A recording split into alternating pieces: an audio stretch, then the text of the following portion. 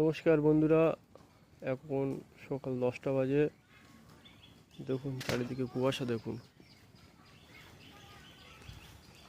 এই সাইডটায় কিন্তু মাঠে প্রচণ্ড কুয়াশা, যার জন্য এই বাচ্চাদের জন্য আগুন করা হয়েছে।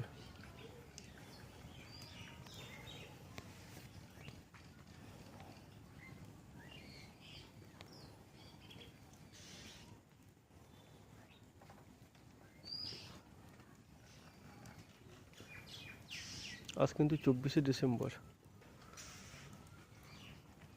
দেখুন বাচ্চাগুলো কত সুন্দর আগুনের ধারে দাঁড়িয়ে আছে।